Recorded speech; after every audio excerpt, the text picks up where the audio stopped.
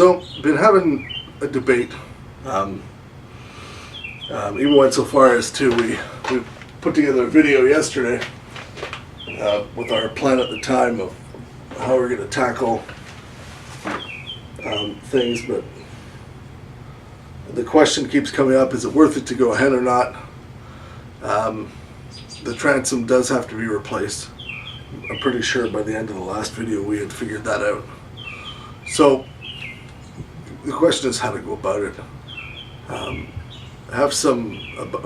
My buddy was helping me the other day, Bob, across the street. He has an acquaintance who's got a lot of experience with boats and doing repairs.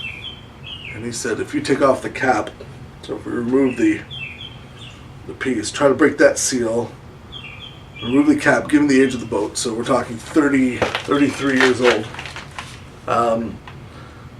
probably going to have a lot of trouble getting it back on. It's going to be a lot of money worth and time to get it back on and looking decent. So another idea is maybe to cut just two pieces off, because the way that this boat's designed, the piece that comes in where the engine sort of hangs over the transom, or make a simple cut there, might be a simpler job just to repair that after having done the transom.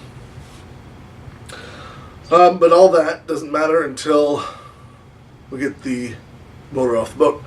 So done a lot of looking, researching, watched some videos about how to build a transom, a stand for the motor. One of the guys I keep going back to online, Captain House, cool guy, generally has, a good time. Seems like he has a good time doing what he's doing. He's got a lot of cool videos of him going around. So he's repairing one boat, McKee Craft, and he has another boat, I believe, he calls it the Cheetah. I don't know if that's the brand. I don't think so. I don't know what kind of boat it is. But anyways, it's a lot of him and the family going around the 10,000 Islands, southwestern Florida. Then a couple of the other guys, I mentioned in my very first video that I wanted to tell you who's inspired me to go through this and whatnot. So there's that guy, Captain House. He's probably, most of his videos I've watched by now. If you're looking for a guy who knows how to do fiberglass, and he has a lot of really good tips and detail how to boat works today. He's a professional boat, I don't know what you would call him, a boat repair guy, and he has a lot of good videos on the right techniques to use when applying fiberglass and doing fiberglass repair and general boat repair. Then there's also a couple other guys who are going through the same similar stuff that I am with the boat. The guy J Mink, his handle is spelled, I have it written down here, Jmink. So he's another do-it-yourselfer, and he's going through the same things. What's funny is I had this dream of getting the boat out. Right now we're in right at the beginning of June. I had dream of getting the boat out by August for our vacation, and everybody I watch online, it's a 2-year into it and they're nowhere near finished. And the last guy that I have written down there is Frisco Boater. He ended up, I think he's done a few, and I haven't watched all his videos. He's got quite a lot of videos on. But the one that I saw, he bought a boat, new to him, used boat, but it wasn't that old. I think it was around 10 years old, and the floor was rotten in that, and he started to, he peeled back one layer, he peeled back another layer, and he was in it for the whole thing, and the whole floor was out of his boat. So a lot of good, just going through those videos, and hopefully you guys going through watching this series that I'm doing, it just hopefully you won't make the same mistakes that we do. Go check out these other guys, fantastic wealth of information, and it's one of those things. Hopefully we can all get through it together. So today, I just got back from the hardware store, got simple lumber. I got 6 2x4s and 1 2x6 in the truck. Just need to clear out some space to do some work, and I need to build the engine stand, the motor stand. So that's the goal for today. So let's get at her, start cleaning. You'll notice, like I said before, I'm in Canada, so you got all the regular stuff. Kids' hockey pads and hockey pucks in a bucket, hockey bag. That's our life.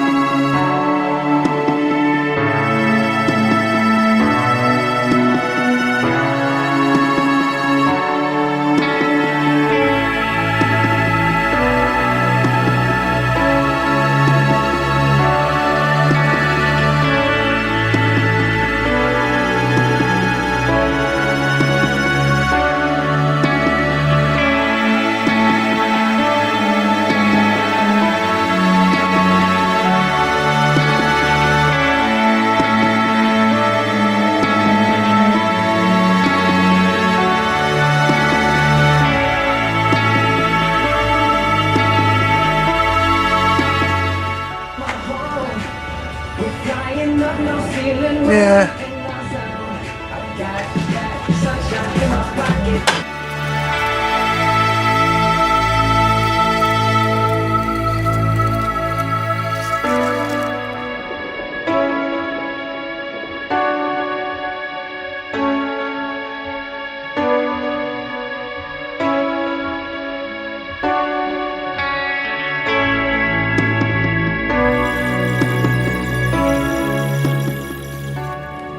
And there's the final product in all its glory. So I decided to spend a little extra money on the casters. It's not a lot. With an extra screw I gotta get off the floor. But for an extra couple of dollars, you can get the casters that are rubberized instead of plastic.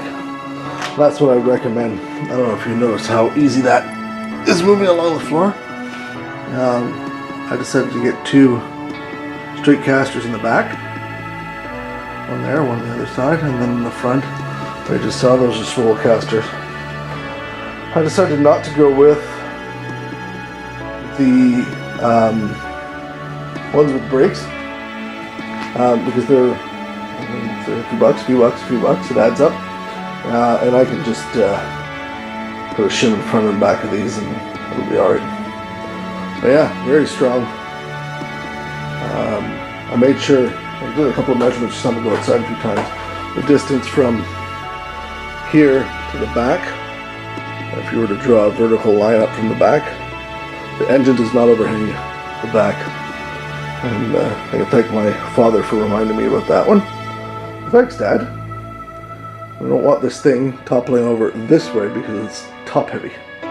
So we got that all set and ready to go. Now we just gotta lift the boat motor off the boat. Fantastic. Good night, everybody.